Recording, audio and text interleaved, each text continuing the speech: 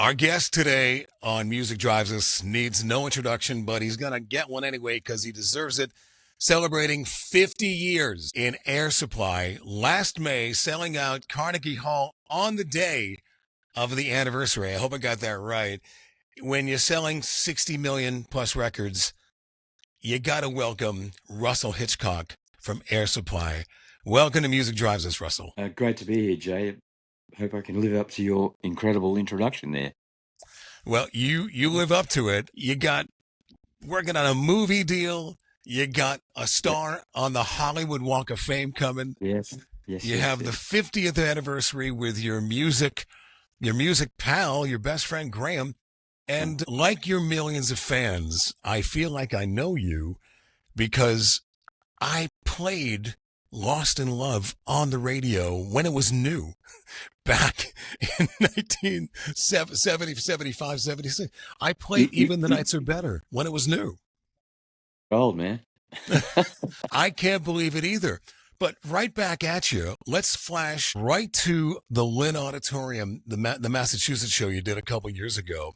My wife and I my wife, probably your number one fan. We're in the meet and greet sound check, and you walk out, and we're probably 50 people in the seats in front, and you go into your Even the Nights Are Better sound check, and I looked at her going, oh my God, this guy sounds exactly the same. You sound exactly like the record. And I don't think I can thank Russell from the bottom of my heart. I don't think I can think of anybody, maybe Don Henley, who celebrates a birthday today. Maybe Don Henley, that still sounds pristine as you did the day you recorded it. How do you explain that? Well, I think, and I've said this many times, I mean, I'm very thankful that we sound the way we do these days. But, I listen to recordings from back in the day, Lost in Love, and probably not so much Even the Nights Are Better, but the one that you love, my voice sounds really different to me now than it does then. And I think, when you come to see the show, you want it to sound like you remembered it sounding. So I think that helps to boost, your perception. And, don't get me wrong, we sound awesome live. I'm very proud of our show. But I think that helps that, you've had such exposure to the song for so many years that you think, yeah, this sounds exactly like I thought it did. And it does. Plus, we're very faithful to the original arrangements. I've seen a lot of acts that it takes me 3/4 of the song before I recognize what the song is. But we're very faithful with that. Obviously, our musicians give their little bit of their personality, their tastes, and their expertise into the songs. But we sound great. I'm patting myself on the back and Air Supply. So thanks for the compliment as well. Yeah, you really, it is a treat for the audience as it was for me and Heidi, because the minute you went there, it took us back, but we were witnessing it live. And you're right. When you go to a show, you want that feeling of when you first heard the song on the radio, and then you played it over and over on your cassette or your vinyl. So you matched that brilliantly, I think, better than anybody. And I've seen a lot of shows, so congratulations. It's very kind of you. Thank you. Well, just getting back to that, the song Taking You Back, I've seen McCartney several times. In fact, the first concert I ever went to was the Beatles in 1964. So yeah. Seen him several times since, and I went to a concert of his in Nashville some years ago, and he started off by playing at least half a dozen songs I'd never heard before. And I left, and he's one of my giant heroes because I don't want to hear that. I want to hear, Love Me Do and Live and Let Die and whatever, I don't want to hear stuff I'm not familiar with. And that's another compliment to our show is when people come and see the show, as you can attest to, that we play a lot of songs that people are familiar with and that sound like you want them to sound, Yeah, you're right on the money. And, we saw Paul McCartney a couple of years ago at Fenway Park here in Boston, and it was a great show. And it's fun, and it's Paul McCartney. But vocally, he's kind of there, but it really doesn't. It's good enough, and it's still so fun to see him, the big screen. Yeah. But perfect segue. I think there are two artists that created the power ballad. I think it was your hero, maybe mentor, Paul McCartney with Hey Jude, and Russell and Graham of Air Supply. You Well, guys were doing power ballads way before Bon Jovi and Steve Perry. Am I right? Lost in Love is a rock, could be considered a rock song. well, we think we're a rock and roll band. We have done ever since we started. So I'll take that as a compliment too. I think you were the first power ballad band. We saw the backstage with you and Graham, and he said something very interesting that I've never heard anyone say, which kind of bodes on how you got your name, Air Supply. Kind of came to him in a dream, I believe. You were down to the wire to get a Yep, name for Clive Davis, yep, and had to get the album out. yep. And Clive said, "We That's need true. a name." That's a true story. And he said that Air Supply and your move, it's kind of a movement and a sound of just nothing but pure love, but it's bigger than the name, and he said it's kind of a movement and a sound. Can you expand on that, what he meant? Well, I mean, not really. Sometimes he gets a bit out there. But I must say though that when we after the first couple of recordings were released, really felt that Air Supply was the name that was perfect for the music. So the music and the name have obviously broadened their horizons since day one. So to the point now where we're known all over the world, and the two are together, Air Supply and the music. A lot of people still don't know the personnel. They don't know who Graham and I are because we're very low key when we're not doing this. People that have never seen the band before, we can play any number of the songs, and people go, I didn't know that was yours. Oh, you sang that. I didn't know that was yours. That's yours too. So our body of work and the success we've had, and the depth to which we've touched our audience for 50 years now is phenomenal. Yeah. Celebrating your 50th anniversary. Was it true? Did I get that right that you sold out Carnegie Hall on your anniversary last May? It was actually the day after. So Wow. Wow. And that's when you and Graham kind of started your partnership as the band back on that day, right? yes, May the 12th, 25, the day I met him. The day I met him was at the rehearsal for Jesus Christ Superstar. We were both in the chorus. There were, I think, for 40 people in the cast on stage, and we met for the first vocal rehearsal for the chorus. And as soon as I met him and shook his hand, there was something that was a connection. And the next time I saw him was only a couple of hours later. He fell during the rehearsal, dance rehearsal, because we can't dance. He can't dance. And it took three or four of us to get him to backstage to, we did the hot water, a cold thing, hot, blah, blah, blah, on his ankle. We sat together in the dressing room, not by any pre-planned thing. It was just the way it was. We started the show together they had these big test tube kind of things in Superstar, our production. We were put together in those. We spent so much time together during the show uh, that it was kind of, we still feel it was like predestined. This was going to happen no matter Yeah. what the world had to do with it. We were going to work together and be successful. And I met him, liked the guy straight away, had so much in common, same backgrounds basically. He's English and Australian, working class families, had very little when we were growing up, no cars, no vacations, whole bunch of stuff that was Yeah. really unique to him and I in regards to the rest of the people in the show who were all American. So we kind of formed a little clique of our own that was Australian England against the world. Yeah. Yeah. You had the same name, Russell. Yes, You yeah, had that in yeah. common. And And born our birthdays are 4 days apart. for your birthdays are 4 days apart. Well, Yeah, yeah. it is love. You maybe you're brought together by Jesus in Jesus Hey, Christ Superstar. Who knows, right? one could say that certainly. You said in an interview that you found your range. I hope I heard this right.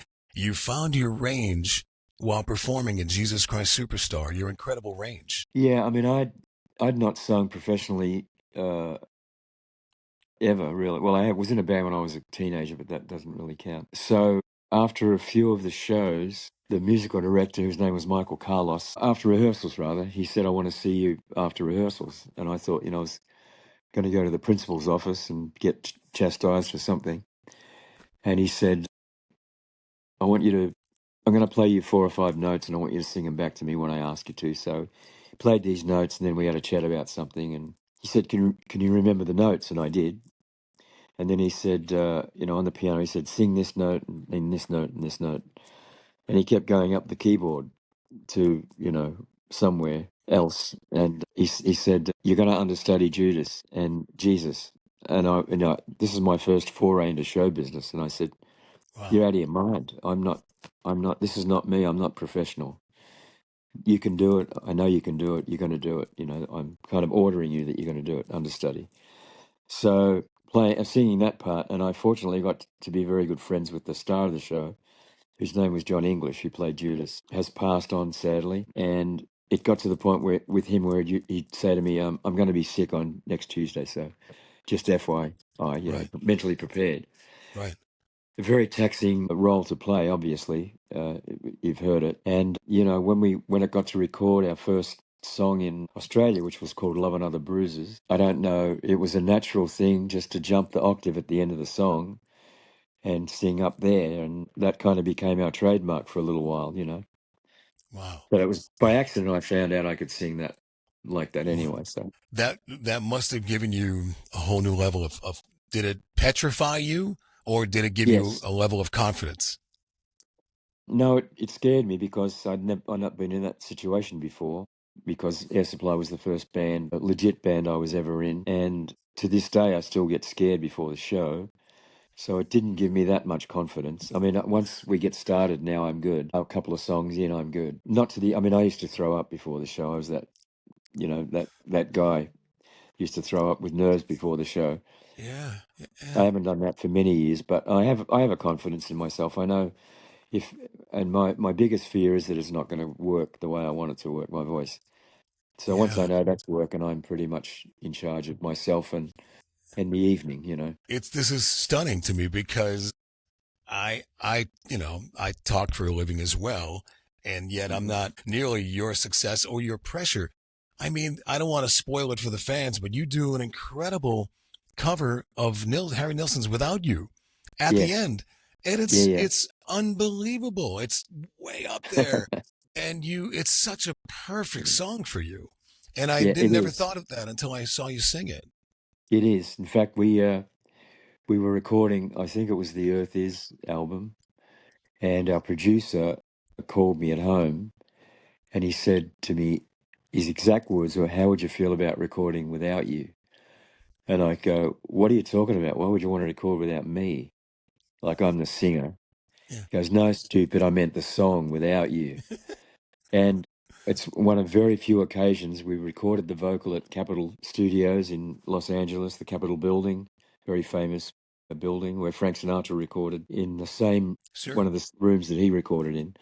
And only on one other occasion when I got in the room and put the headphones on and the track started to play, everything went black except the song and me. I wasn't aware of anything else. It was magic for me. Same thing happened with the one that you love, and I did that vocal in one take. The one that you love. Wow. I think I did the same with Without You, but it was just a magic experience, and obviously a phenomenal song. And I've heard Badfinger's version and Harry Nilsson, which is the ultimate one for me. But I would put ours up, close to any version that's been out there. Yeah, it's not an easy song to cover. You need Right? to be there. You need to be you. Yeah, yeah, I thought Mariah's was pretty good, but female, I think yours it's right up there with Harry's, if not yeah. if not better. Plus, No, we, we I appreciate that. I mean, like I said, our version of that is up there, and in fact, our version of The Power of Love, which didn't have any success in the US, is as good as Celine's or better than hers, and I don't mind saying that publicly. That's another great song with a great vocal range in it, and if people haven't heard that, check it out. It's a great song. yeah.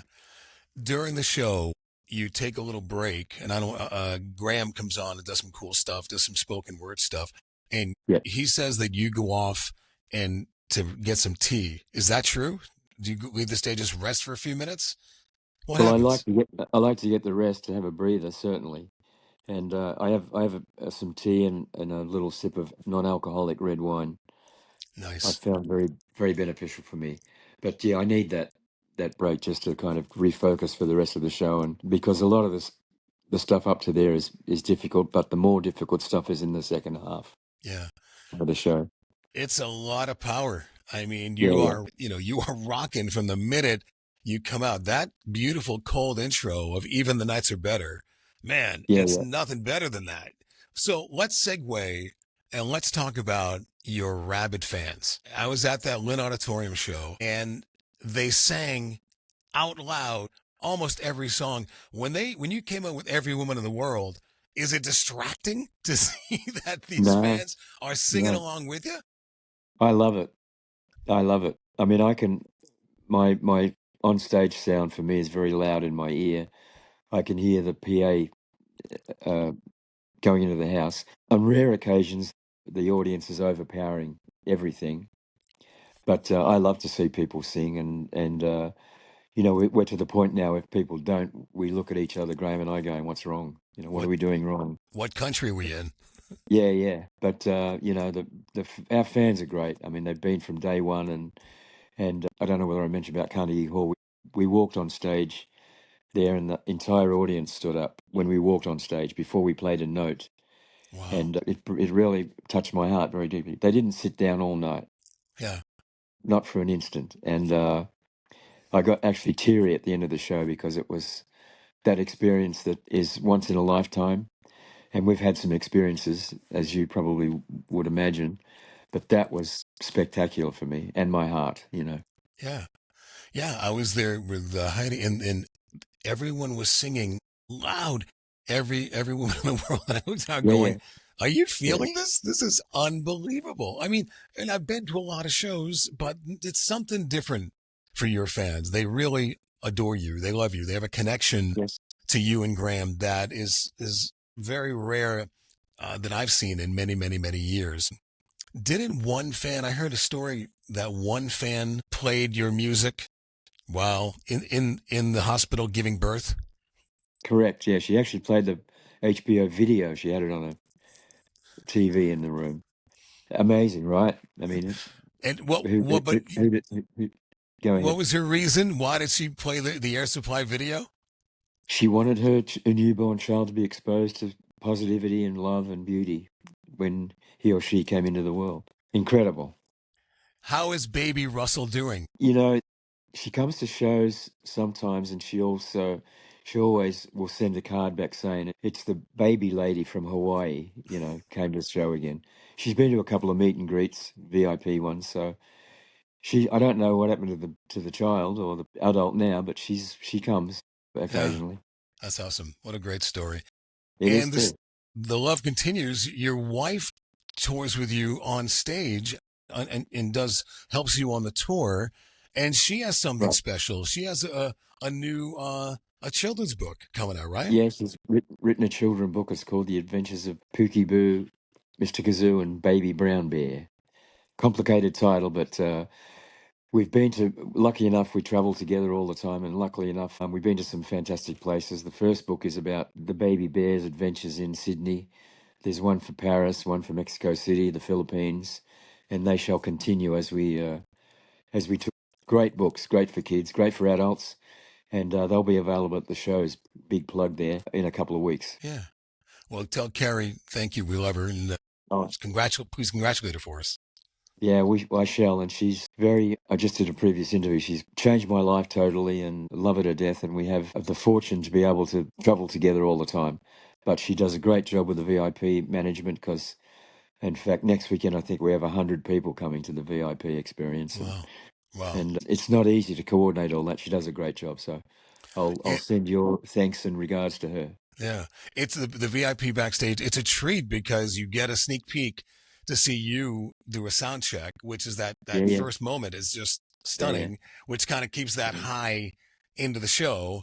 And yeah, then yeah, Graham comes out with you and you guys are funny together, the Q&A, and that's kind of cool if you yeah, do yeah, that. yeah, yeah. Yeah, we do the sound check, which is very brief, a question and answers, and then we take photos with everybody, and then kick them out till the show starts. So it's a great, I think it's a great experience. I mean, I would love to do that. In fact, I thought about some years ago going to see McCartney to do. You could get the sound check, but that was like $1,500, Hmm. and at that point, it was a bit too much for me. Yeah. Yeah. But I guess he sound checked for like an hour and a half. So I Yeah. don't know whether I Wow. want to do that and then see the show after. after that. Yeah, yeah. What you mean? It should be a little salt and pepper. It shouldn't be the whole show, There you right? Oh well, you your partner, your music partner Graham, had a funny line when you guys were backstage, where you were doing the Q&A, and someone had asked you who is your mentor, and Graham chimed in and says, "I'm his mentor." I'm his hero, which cracked everyone up. I mean, you guys have such a fantastic friendship. It oozes right through. You guys are friends till today. Well, we don't think about it until it's mentioned. Instances like this, as I said, we met initially. We had great respect for each other, and as the years went on, or the year went on, that first year we met, we had great respect for each other's talent. We don't interfere with each other's role in the scheme of things. He doesn't want to be the lead singer. I can't write songs. I love him to death as a brother. We've been through hell and high water together, both career-wise and personally. Just, I love the guy to death, and we've never had any reason to have any disagreement, which a lot of people find hard to believe. We've never had a disagreement. It's a very democratic thing as far as the music is, I mean, as far as the music and the show is concerned. But having said that, I mean, I've always said that, Graham is the driving force behind the air supply machine. Very determined, very focused. What needs to get done gets done. He's got a bit of a heavier hand than I do. But we get it done together, and that's the Yeah, most important thing for us. yeah. And it's really true. You guys, I've seen this before. You guys have never had a fight, right? No, no reason. No 50 reason. years. If it ain't broke, don't fix it. Well, it makes sense because your music, when I go to the show with my wife, it is kind of marriage therapy. It's kind of counseling. We don't fight for weeks after we That's go. true. Just to reset, we go to an air supply show or pop That's on a funny. song, and that's like That's free funny. counseling. So it makes sense. Excellent. Well, I'll send you the bill later. Send me the bill. If air supply, see that could be a brand extension. Air supply marriage counseling. Do a There you Zoom go. just like this. As It Graham might would say, don't laugh. It might happen. lost in love marriage counseling. Well, maybe there's another book There for you go. Carrie. There you go. It must be very rewarding for you. Graham's from London. You're from Australia. You had success in Australia, big success, but then it Correct. slowed down after you toured, after the Rod Stewart tour. You opened up for Rod Yeah. Stewart, and you needed Yeah. an album. You needed a new song. And then Clive Davis, Graham tells a story that he didn't even know that Clive bought Lost in Love in America and was No. already got it on the radio. Yeah. No, we didn't know that. We'd come back from Rod Stewart. We recorded Lost in Love in 1976 in Australia. Big hit. We went to do the Rod Stewart thing, came back, and we were just, I say it every night during the show, we were dead in the water. We'd been away too long, which was only about 9 months, but we were out of the picture for too long. Right. Incredible. And Graham went to South Australia. I went to stay with my sister because I couldn't afford to live anywhere. And he called me a few weeks after he was in Adelaide in South Australia. And he said, I've written a bunch of songs. Why don't you come out and have a listen? We'll see what's going on. So I flew to Adelaide and I went to the house he was staying in. And he played me Lost in Love. And he didn't get through all the song. And I said, this is a hit, man. I mean, it's it. That's the one that's going to do something for us again. And it blew my mind. It was Yeah. perfect. Yeah. The way he played it on acoustic guitar, no changes. It was perfect. And of course, um, then Clive got hold of it, and Graham was in France at a conference called Midem, which Mhm. people will go there to sell their songs, publishing and stuff like that. And he saw a copy of Billboard, and it said "Lost in Love." It's going to go to the top of the charts, and he thought it was another version of "Lost in Love." It's Right. another song, Right. and that was it. Clive called him, he called me, and said, "We've got to get to the US and do this album for Clive." Yeah. So it must be so validating and come full circle for you to have that song surprisingly land. When I say surprisingly, you guys didn't know about it. It was already running up the charts in America. You didn't even know Yeah. about it. And to come full circle, you're getting a star on the Hollywood Walk of Fame. Yeah, that's that kind of stuff. Like Carnegie Hall, I never thought we'd play there. obviously walked past it a million times and seen whose name was on the marquee and thought, oh, that'd be nice. And it happened, and we're so grateful for that. And it's the highlight of my career so far. And then there was talk about the Hollywood Walk of Fame for years for us, you know. It's one of those things I never thought would happen. I mean, I thought Carnegie Hall would happen before the Hollywood Walk of Fame, and I didn't think Carnegie Hall was going to happen. So that's how much faith I had in the Walk of Fame. Right. But we were in Jamaica celebrating Graham's 75th birthday. He rented a villa there for his family and invited Kerry and I for a week there. And our manager called us on Zoom and he said, sit down, I got some news for you. And said that we'd been given this honour, which is fantastic, you know. There's not much more that we need to do, I don't think, in my mind. I mean, I'd love to play the Albert Hall in London. Apart Yeah. from that, I think we're good to go. Well, he should receive a Grammy before he hangs it up because he's a brilliant songwriter and Yeah. he's Yeah. been overlooked for many years, in my opinion. Yeah. Well, it's no surprise to me that all these huge milestones are coming your way. Better late than never. I think you deserve them a long time ago. But some That's true. things, we don't control our time in our life. You Absolutely. you seem incredibly humble, incredibly down to earth. Graham too, and I've seen the interviews. You guys Yeah, seem incredibly grateful for your success and your talent and your gifts, and you give back with this incredible music and all these shows you do. I see you did 150 days a year. this year's going to be 150. Yeah, I Wow. think it was 130 plus last year. Yeah, I mean, we love what we do. Unfortunately, we're still in good health and we sound good. I mean, it's a cliche to say, but it's the fans, you know. I mean, without the support and love and caring of our fans, obviously we couldn't do it. And you know, sometimes and frequently these days with travel, you know, we get up at 3 or 4 in the morning to take two flights to play that night, and you get into the hotel and you go, God, you know, because you drag and but you know, we realise that we have an obligation. People these days, concert tickets aren't cheap for anybody, us included. People work very hard to be able to afford that little luxury. We also believe that we can take even ourselves away from the chaos that's outside the door of the theatre 24/7 for a couple of hours and, Yeah. you know, reminisce, go back to where you were when you heard the song, maybe fall in love for the first time at the show, you know, rekindle something. It's all positive with us, you know, and that's the great thing about our music. There's not one negative thing about it, you know. Air Supply is love. It's love. It's Yeah, yeah, love in the sense of relationships, and it's love in the sense of spirit. It's yeah, when you're in that venue, you see those fans yeah, reminiscing and singing those songs, every word with passion and yeah, yeah, power. It's unmistakable. Sometimes you can't explain a miracle. You guys are kind of miracles, especially the way you discovered your voice at Jesus Christ Superstar. You didn't even know you can go there, and you automatically did. And right. it's an incredible story. I hope that this movie, I guess there's work in a movie for you guys, well deserved. Yeah, yeah, And that will be fantastic to see, to show even the world outside your fan base who you are and what you do for us every day. Well, congrats on the movie, on the 50th anniversary with Graham. Congrats on Carrie's book. thanks, Joe. And it's just an honor to talk to you. Like I said earlier, I'm a fan when I have a custom Air Supply mug. Here it is. Can you that's see it? I can. That's a crack up. That's awesome. We got that at the meet and greet. We made that.